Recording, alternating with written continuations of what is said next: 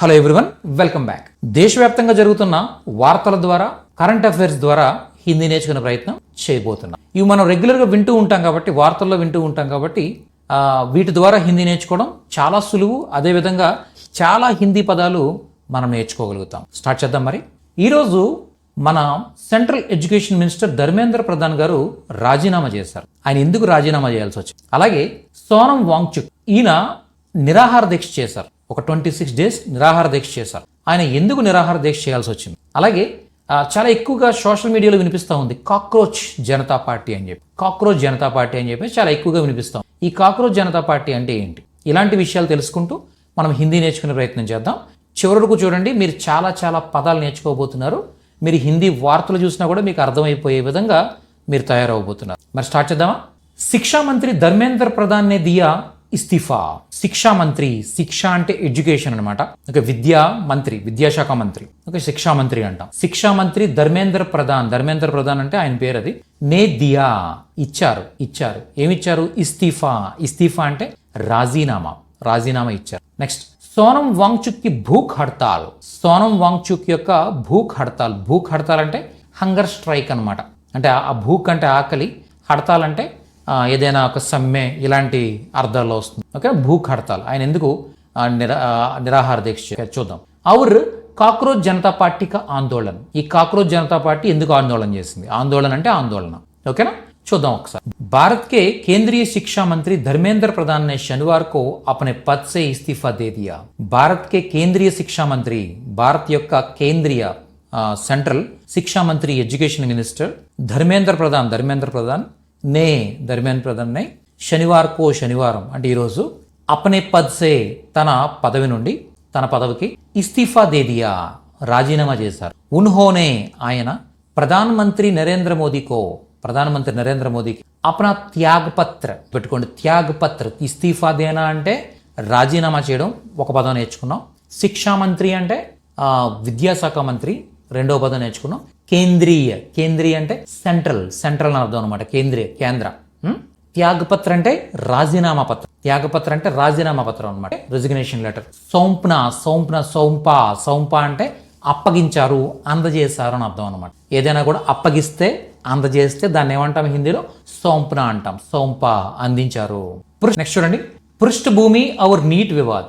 పృష్ఠభూమి అంటే నేపథ్యం. అసలు దీని నేపథ్యం ఏంటి, అది ఎందుకు ఆయన రాజీనామా చేశారో అసలు దాని నేపథ్యం ఏంటి అనేది మనం చూస్తే, మరియు నీట్ వివాద్. ఓకే, నీట్ అనే ఒక ఎగ్జామ్ ఉంటుంది. ఓకే, డాక్టర్ చదవాలనుకున్న వాళ్ళకి ఎంట్రన్స్ ఎగ్జామ్. यह मामला नीट यूजी परीक्षा में हुई गड़बड़ी और पेपर लीक आरोपों से जुड़ा हुआ है. यह मामला, ఈ కేసు, ఈ టోటల్ సంఘటన అంతా కూడా నీట్ యూజీ పరీక్షలో హుయి గడ్బడి అంటే ఏంటంటే గందరగోళం, జరిగిన గందరగోళాలు, దాంట్లో జరిగిన మోసాలు, ఇలాంటి అర్థాల్లో వస్తుందన్నమాట. ఆ జరిగిన గందరగోళం. ఔర్ పేపర్ లీక్ ఆరోపంసే, పేపర్ లీక్ అయిన ఆరోపణలకి జుడా హువా హై అంటే సంబంధించింది, దాంతో కనెక్షన్ కలిగి ఉన్నదన్నమాట. ఈ కేసు అంతా కూడా దానికి కనెక్ట్ అయి ఉంది. ఓకే, అలాగే 3 मई को आयोजित हुई परीक्षा में धांधली की शिकायतें सामने आई थी. ఓకే, 3 मई को మే 3న ఆయోజిత్ హోనా అంటే అర్థం ఏంటి? నిర్వహించబడిన పరీక్షలో. ఓకే, ధాంధలీకి షికాయతే అంటే అక్కడ జరిగిన మోసాల ఫిర్యాదులు. షికాయత్ అంటే ఫిర్యాదు అనమాట. షికాయతే అంటే ఫిర్యాదులు బయటకు వచ్చాయి, ఫిర్యాదులు వెలుగులోకి వచ్చాయి. మే 3న నిర్వహించిన ఏవైతే నీట్ యూజీ పరీక్షల్లో జరిగిన గందరగోళాలు, మోసాలు, పేపర్ లీక్స్, ఆ ఫిర్యాదులు బయటికి రావడం. ఓకే, అక్కడి నుంచి స్టార్ట్ అయిందన్నమాట స్టోరీ అంతా కూడా. సో కాక్రోచ్ జనతా పార్టీ కా ఉద్భవ్. కాక్రోచ్ జనతా పార్టీ ఏంటి అంటే అది ఎలా ఉద్భవించింది? नीट परीक्षा धांधली के खिलाफ देश के युवाओं ने काक्रोच जनता पार्टी नाम से एक अनोखा आंदोलन शुरू किया. ఈ నీట్ పరీక్షలు ఎప్పుడు కూడా, నీట్ పరీక్షలకు సంబంధించిన పేపర్స్ ఎప్పటి నుంచి లీక్ అవుతున్నాయంట. సో దట్ దానికి వ్యతిరేకంగా, ఖిలాఫ్ అంటే వ్యతిరేకం అనమాట.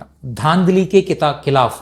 ధాంధలీ అంటే ఏంటి, ఏమనుకున్నాం మనం? మోసాలు. ఓకే, నీట్ పరీక్ష ధాంధలీకే ఖిలాఫ్ అంటే నీట్ పరీక్ష యొక్క మోసాలకు వ్యతిరేకంగా, ఖిలాఫ్ అంటే వ్యతిరేకంగా. దేశ్కే యువావోం, దేశం యొక్క యువత. ने కాక్రోచ్ జనతా పార్టీ నామ్సే, ఆ కాక్రోచ్ జనతా పార్టీ అనే పేరుతో, నామ్ అంటే పేరు, నామ్సే ఏక్ అనోఖా, అనోఖా అంటే వినూత్నమైన, విలక్షణమైన, ఊహించని ఓకే ఉద్యమం, ఒక విలక్షణమైన ఉద్యమం ఆందోళన షురూ కియా, ఒక విలక్షణమైన ఆందోళన ఉద్యమం షురూ కియా ప్రారంభించారు. ఇస్ యువ సంఘటన అంటే ఏంటంటే సంఘం అన్నమాట. ఏదైనా ఒక సొసైటీ, ఒక కమ్యూనిటీ, దీన్ని ఏమంటాం మనం సంఘటన అంటాం అనమాట. ఇస్ యువ సంఘటన ఢిల్లీకే జంతర్ మంతర్ పర్ భారీ విరోధ ప్రదర్శన కియా.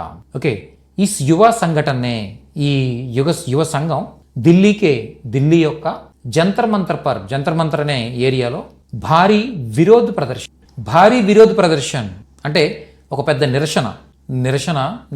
నిరసన ఉద్యమం కియా చేశారు వాళ్ళు. ఓకే, పెద్ద నిరసన చేశారు. और शिक्षा मंत्री के इस्तीफे की మాంగ్ అంటే డిమాండ్ అనమాట. మాంగ్ కర్ణ అంటే డిమాండ్ చేయడం. ఓకే, మాంగ్ కి డిమాండ్ చేశారు. దేనికి డిమాండ్ చేశారు? శిక్షా మంత్రికి ఇస్తీఫేకి. ఓకే, శిక్షా మంత్రి యొక్క ఇస్తీఫా రాజీనామాని డిమాండ్ చేశారు వాళ్ళు. ఇస్తీఫా అంటే రాజీనామా, మాంగ్ అంటే కోరిక, డిమాండ్ అని అర్థం వస్తుంది. శిక్షా మంత్రి అంటే ఎడ్యుకేషన్ మినిస్టర్, విరోధ్ అంటే నిరసన అనమాట, ప్రదర్శన అంటే నిరసన ప్రదర్శన. ఓకేనా? యువ సంఘటన, యువ అంటే యూత్, సంఘటన అంటే సంఘం. ఓకేనా? అనోఖా ఆందోళన అంటే అర్థం ఏంటి? ఒక వినూత్నమైన ఉద్యమం ప్రారంభించారంట. ఓకే, ఇక్కడ చాలా పదాలు నేర్చుకున్నాం మనం కదా. నెక్స్ట్, సోనం వాంగ్చుక్ కి 26 दिनों की भूख हड़ताल. సోనం వాంగ్చుక్ కి 26 दिनों की భూక్ హడతాల్. సోనం వాంగ్చుక్ యొక్క 26 రోజుల భూక్ హడతాల్, ఆమె నిరాహార దీక్ష. చూద్దాం. ప్రసిద్ధ సామాజిక కార్యకర్త, ప్రసిద్ధ సామాజిక कार्यकर्ता सोनम वांगचुक ने छात्रों के भविष्य के लिए, छात्र అంటే విద్యార్థులు రెండు అర్థాల్లో వస్తాయి. छात्रों के भविष्य के लिए, విద్యార్థుల యొక్క భవిష్యత్తు కోసం 26 అంటే 26 అన్నమాట. 26 దినోం తక్ 26 రోజుల వరకు అన్వరత్ భూక్ హడతాల్. అన్వరత్ అంటే అర్థం ఏంటంటే ఆగకుండా అనమాట, కంటిన్యూస్ గా, లగాతార్ అని అర్థం వస్తుంది, అంటే కంటిన్యూస్ గా. ఓకే, అన్వరత్ భూక్ హడతాల్. భూక్ అంటే ఆకలి, హడతాల్ అంటే సమ్మె అని అర్థం వస్తుంది, స్ట్రైక్ అనమాట యాక్చువల్లీ. ఓకే, భూక్ హడతాల్ అంటే హంగర్ స్ట్రైక్. ఓకే, ఒక కంటిన్యూస్ హంగర్ స్ట్రైక్ చేశారనమాట 26 days. అన్వరత్ అంటే కంటిన్యూస్ అని అర్థం వస్తుంది, ఎటువంటి మధ్యలో ఆగకుండా. భూక్ హడతాల్ కి హంగర్ స్ట్రైక్ చేశారు. सरकार द्वारा लिखित आश्वासन और कड़े कानून लेने के वादे के बाद उन्होंने अपना अनशन तोड़ा. सरकार द्वारा, ప్రభుత్వం ద్వారా, లిఖిత్ ఆశ్వాసన్ అంటే హామీ అనమాట, లిఖిత పూర్వక హామీ, ఔర్ కడే కానూనీ అంటే కఠిన చట్టాలు, లానేకే వాదేకే బాద్, వాదా అంటే వాగ్దానం అనమాట. ఓకేనా? ఔర్ కడే కానూన్ లానేకే వాదేకే బాద్ అంటే ఒక కఠిన చట్టాలను తీసుకొస్తామనే వాగ్దానం తర్వాత ఉన్హోనే అప్నా అన్షన్ తోడా. ఓకే, ఉన్హోనే ఆయన, అప్నా తన యొక్క అన్షన్ అంటే దీక్ష అనమాట, ఉపవాసం లేదా దీక్ష. తోడా అంటే విడిచిపెట్టారు. అర్థమైందా? प्रसिद्ध सामाजिक कार्यकर्ता सोनम वांगचुक ने छात्रों के भविष्य के लिए 26 दिनों तक अनवरत भूख हड़ताल की. सरकार द्वारा लिखित आश्वासन और कड़े कानून लाने के वादे के बाद उन्होंने अपना अनशन तोड़ा. ఇక్కడ మనం చాలా పదాలు నేర్చుకున్నాం. ప్రసిద్ధ అంటే ప్రసిద్ధమైన, సామాజిక్ అంటే సామాజిక, ఓకే, కార్యకర్త అంటే కార్యకర్త, ఓకే, ఛాత్ర అంటే విద్యార్థులు, భవిష్య అంటే ఫ్యూచర్, అన్వరత్ అంటే కంటిన్యూస్గా జరుగుతుందన్నమాట, వితౌట్ నాన్ స్టాప్గా జరగడం. ఓకేనా? భూక్ హడతాల్ అంటే హంగర్ స్ట్రైక్ అని తెలుసుకున్నాం. సర్కార్ అంటే ప్రభుత్వం అని తెలుసుకున్నాం. ఆశ్వాసన అంటే హామీ అని తెలుసుకున్నాం. ఆశ్వాసన దేనా అంటే హామీ ఇవ్వడం. ఓకే, ఆశ్వాసన అంటే హామీ అనమాట. అలాగే కానూన్ అంటే చట్టం, కానూని అంటే చట్టపరమైన అని అర్థం వస్తుంది. కడే అంటే గట్టి, ఓకే, గట్టి అని అర్థం వస్తుంది. కడే కానూన్ అంటే కఠిన చట్టం. ఓకే, వాదా అంటే వాగ్దానం అని తెలుసుకున్నాం. అన్షన్ అంటే ఉపవాసం, దీక్ష అని తెలుసుకున్నాం. ఉపవాస్ తోడినా, అన్షన్ తోడినా అంటే ఉపవాసాన్ని ఆపేయడం అనమాట. ఇస్తీఫేకి ఫైస్లా అంటే రాజీనామా యొక్క నిర్ణయం ఎలా జరిగింది, అసలు ఎందుకు జరిగింది, ఎందుకు తీసుకోవాల్సి వచ్చింది అనే చూద్దాం. इस देशव्यापी आंदोलन और भूख हड़ताल के जवाब में धर्मेंद्र प्रधान ने कहा कि वह छात्रों के हित में इस्तीफा दे रहे हैं ताकि स्थिति का गलत फायदा कोई ना उठा सके. ఓకే, చూద్దాం. इस देशव्यापी आंदोलन, ఈ దేశవ్యాప్త ఉద్యమం, और మరియు భూక్ హడతాల్ కే జవాబ్ మే, ఈ హంగర్ స్ట్రైక్కి జవాబుగా ధర్మేంద్ర ప్రధాన్ నే కహా, ధర్మేంద్ర ప్రధాన్ అన్నారు ఏమనంటే కి వహ ఛాత్రోంకే హిత్ మే, ఆయన విద్యార్థుల యొక్క మంచి కోసం ఇస్తీఫా దే రహే హై, రాజీనామా చేస్తున్నాను అని. తాకి దానితో స్థితిక గలత్ ఫాయిదా, ఈ సిచ్యువేషన్ యొక్క గలత్ ఫాయిదా అంటే ఏంటంటే తప్పుగా ఉపయోగించుకోవడం అనమాట. ఓకే, తప్పుగా ఉపయోగించుకోవడం. కోయి నా ఉటాసకే, ఎవరు కూడా నేను రాజీనామా చేసేస్తే ఇంకా ఈ ఉద్యమం ఎక్కడితో ఆగిపోతుంది, సో దట్ ఈ ఉద్యమాన్ని ఈ యూత్కు ఉన్న ఈ ఆవేశాన్ని ఎవరు వేరే వాళ్ళు ఎవరు తప్పుగా ఉపయోగించుకోకుండా ఉంటారు. ప్లస్ అలానే ఈ స్టూడెంట్స్ కూడా వాళ్ళ స్టడీస్ కంటిన్యూ చేస్తారు, ఈ ఉద్యమాలను కంటిన్యూ చేయకుండా అని చెప్పేసి దానికోసం ఆయన రాజీనామా చేశానని చెప్పారనమాట. ఆయన అర్థమైందా. इस देशव्यापी आंदोलन और भूख हड़ताल के जवाब में धर्मेंद्र प्रधान ने कहा कि वह छात्रों के हित में इस्तीफा दे रहे हैं ताकि स्थिति का गलत फायदा कोई ना उठा सके. ओके, सो ఇలా నెక్స్ట్ కాక్రోచ్ జనతా పార్టీ और యూత్ ఆఫ్ నేషన్ की आवाज. ఆయన రాజీనామా చేసిన తర్వాత ఈ కాక్రోచ్ జనతా పార్టీ వీళ్ళు ఏమన్నారో చూద్దాం. काक्रोच जनता पार्टी के युवा नेताओं ने कहा कि देश के युवा अब शांत नहीं बैठेंगे.